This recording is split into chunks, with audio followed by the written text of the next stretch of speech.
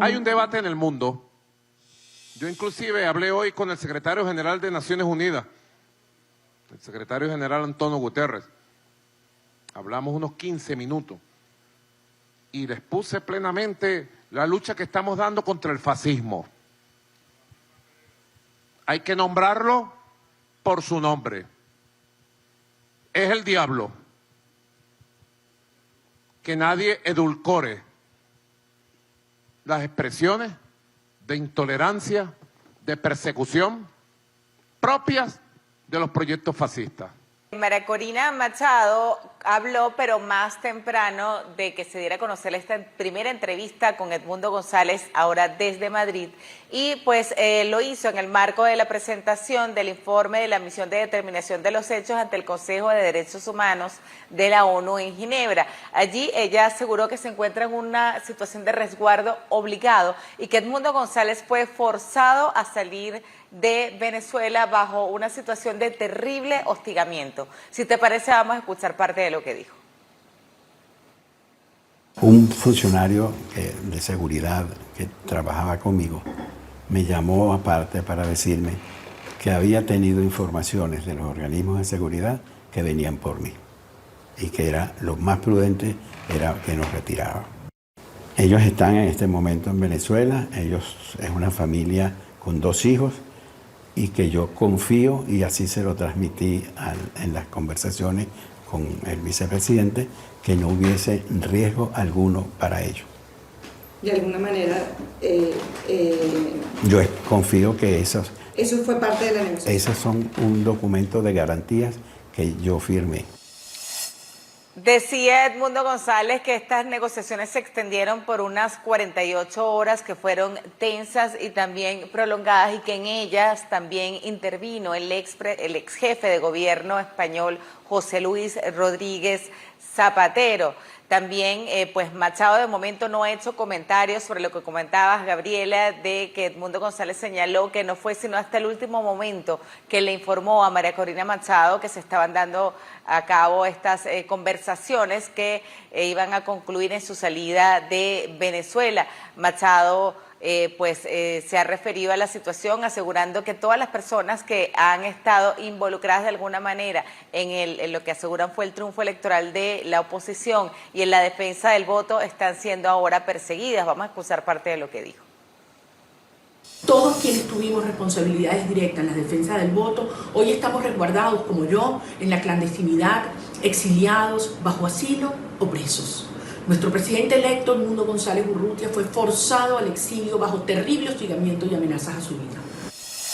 También importante destacar que tuvo lugar este viernes una conversación entre el presidente Nicolás Maduro y el secretario general de las Naciones Unidas, Antonio Guterres. Según la versión de las Naciones Unidas en un comunicado, en ella Guterres expresó preocupación ante la situación en materia de derechos humanos en Venezuela y expresó su interés en que se encuentre una situación a la crisis política de manera pacífica y a través de un diálogo comprometido e inclusivo, mientras Maduro, a través de un comunicado, se pronunció para asegurar que el diálogo giró en torno a las denuncias de conspiraciones, intentos magnicidas e incluso envío de mercenarios para atentar contra su persona y contra la estabilidad de su gobierno. También hubo una respuesta del gobierno de Maduro al informe de la misión de determinación de los hechos, en la cual se expresa preocupación por un incremento de la violencia luego de las elecciones, y aseguran que pues simplemente se trata de un documento panfletario y pues aseguran que está lleno de mentiras. Edmundo González ha abordado un amplio espectro de asuntos en esta primera entrevista que ha concedido desde que llegó a España.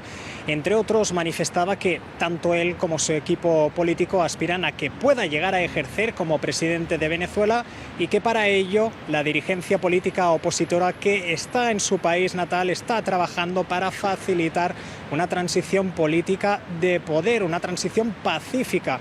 En el caso de que hayan garantías de que sucede de esa forma, manifestaba, regresaría a Venezuela.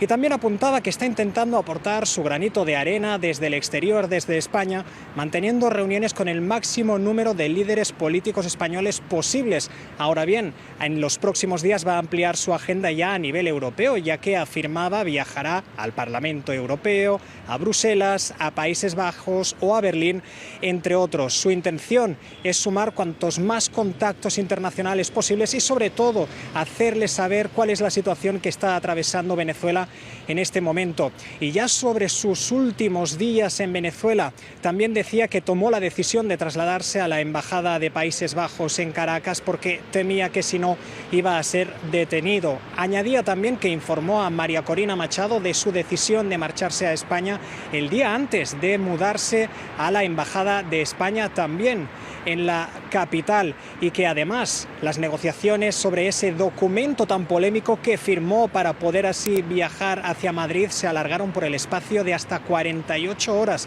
2 días en los que manifestaba, estuvo dando observaciones a la vez que también lo hacían los emisarios del gobierno venezolano, hasta que finalmente terminó rubricando ese papel con el que afirmaba estaba en desacuerdo. Y si escuchamos ya las palabras de Edmundo González, así era que justificaba su decisión de salir del país. Yo tenía que estar en libertad para poder hacer lo que estoy haciendo, transmitiendo al mundo lo que está pasando en Venezuela, haciendo los contactos con los dirigentes mundiales, imponiéndoles de la realidad política en Venezuela, y para eso tenía que estar en libertad y hacerlo con libertad de movimientos y de poder hacer todas estas cosas. Un funcionario de seguridad que trabajaba conmigo me llamó aparte para decirme que había tenido informaciones de los organismos de seguridad que venían por mí y que era lo más prudente era que nos retiraba. Ellos están en este momento en Venezuela, ellos es una familia con 2 hijos y que yo confío, y así se lo transmití en las conversaciones con el vicepresidente, que no hubiese riesgo alguno para ellos. De alguna manera... Yo confío que eso fue parte de la negociación. Esos son un documento de garantías que yo firmé. Estamos hablando, Francisco Cox, de algo que ustedes están planteando como el inminente peligro de la extinción del Estado de Derecho en Venezuela, para decirlo en una frase. Estamos hablando de estos días transcurridos del 28 de julio para acá. ¿Qué más destacaría? A ver, lo que hemos visto nosotros es efectivamente que todos estos ataques a la población civil, considerado a través de detenciones arbitrarias, constituyen crímenes de lesa humanidad.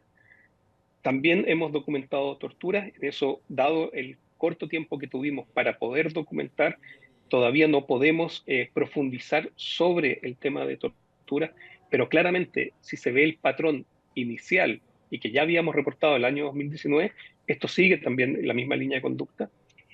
Y asimismo, lo que estamos diciendo en este informe es que vemos que hay bases razonables para creer que se comete otro crimen de lesa humanidad, que es el de la persecución, que está tipificado en el Estatuto de Roma, ya que se está persiguiendo a personas que se perciben como opositoras por motivaciones políticas, deteniéndoles arbitrariamente, pero también afectándole otros derechos humanos de similar gravedad, como son el derecho a la participación, el derecho a la reunión.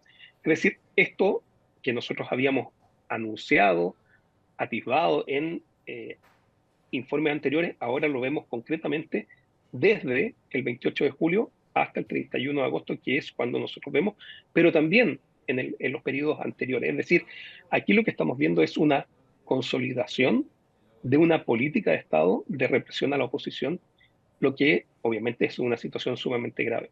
Si a esto le sumamos que el sistema de justicia no está ejerciendo su función de imparcialidad, de independencia frente al Poder Ejecutivo y a las fuerzas que detienen, entonces la situación es crítica para las personas que se ven expuestas a estas situaciones.